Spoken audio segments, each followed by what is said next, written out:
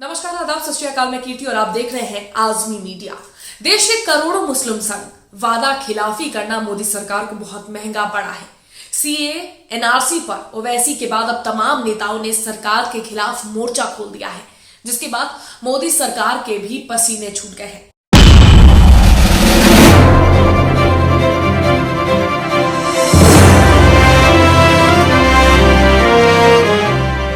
दरअसल 2024 चुनाव से पहले सरकार सीएए एनआरसी को लेकर बड़ा फैसला ले सकती है, जिसका विरोध पिछले काफी समय से देखने को मिला है।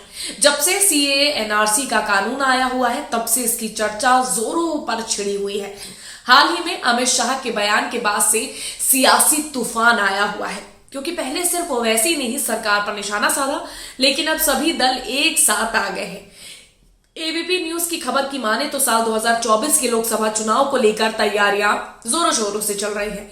केंद्र की मोदी सरकार आम चुनाव की तारीख की घोषणा से पहले संशोधित नागरिकता कानून यानी कि सीएए के नियमों को नोटिफाइड कर सकती है। इस बीच सीएए को लेकर विपक्षी दलों ने सरकार पर निशाना साधा है। कांग्रेस और टीएमसी सहित अन्य विपक्षी दलों ने कहा कि सीएए को लागू करना सही नहीं है, क्योंकि ये धर्म के आधार पर बनाया गया है। कांग्रेस नेता मनीष तिवारी ने कहा कि सीएए संवैधानिक रूप से अनैतिक है। वहीं बिहार के डिप्टी सीएम तेजस्वी यादव और एआईएमआईएम के चीफ असदुद्दीन ओवैसी ने इसे संविधान विरोधी करार दिया।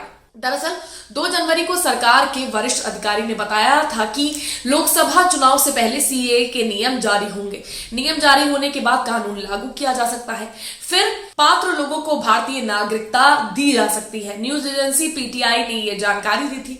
बता दें कि हाल ही में पश्चिम बंगाल के दौरे पर गए केंद्रीय गृह मंत्री अमित शाह ने कहा था कि सीएए को लागू करने से कोई नहीं रोक सकता। सीएए को लेकर चर्चा हलचल मची हुई है। इस पर कांग्रेस सांसद मनीष तिवारी ने कहा, देश के संविधान की प्रस्तावना में धर्म निष्पक्षता है। ऐसे में धर्म के आधार पर किसी को कैसे नागरिकता दी जा सकती है, ये मौलिक सवाल है।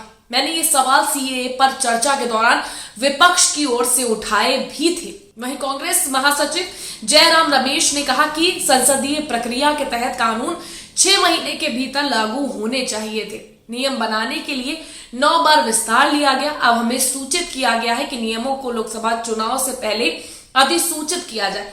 ऐसे में तो ये साफ है कि इसका उद्देश्य हमेशा चुनाव से ठीक पहले वोटरों का ध्रुवीकरण करना था। पश्चिम बंगाल की मुख्यमंत्री ममता बनर्जी की टीएमसी ने कहा कि सीएए बंगाल में लागू नहीं होगा।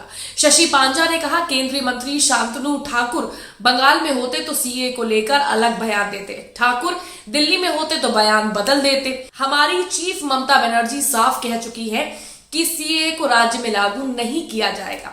सांसद असदुद्दीन ओवैसी ने सीएए को लेकर केंद्र सरकार पर हमला किया। ओवैसी ने कहा, सीएए संविधान विरोधी है, कानून को धर्म के आधार पर बनाया गया है। सीएए को एनपीआर एनआरसी के साथ समझा जाना चाहिए। इसके तहत आपको नागरिकता साबित करनी होगी। ऐसा हुआ तो मुस्लिम, दलित और गरीब लोगों के लिए अन्याय होगा। समाजवादी पार्टी के सांसद शफीकुर रहमान बर्क ने कहा कि ये बीजेपी का प्रोपोगंडा है, इससे फायदा होने की जगह मुल्क के हालात ज्यादा खराब होंगे। बता दें, अमित शाह ने 27 दिसंबर को सीएए को लागू करने की बात करते हुए सीएम ममता बनर्जी पर निशाना साधा था। उन्होंने कोलकाता में पार्टी की बैठक को संबोधित करते हुए कहा था कि सीएए के कार्यान्वयन को कोई रोक नहीं सकता, क्योंकि ये देश का कानून है। ममता बनर्जी इस मुद्दे पर लोगों को गुमराह कर रही है। हालांकि इन सबके बीच शाहीन बाग में सबसे आगे रहने वाले प्रदर्शनकारी खालिदा परवीन ने भी इस कानून को धर्म निरपेक्षता और संविधान के खिलाफ बताया और शाहीन बाग जैसा प्रदर्शन फिर से होने की बात कही है, जिसने सरकार के माथे पर चिंता की लकीरें खींच दी है। अब आगे क्या होता है, ये देखने वाली बात होगी। इस पर आपकी क्या राय है, कमेंट करके जरूर बताएगा। वीडियो को लाइक और शेयर करना मत भूलिएगा।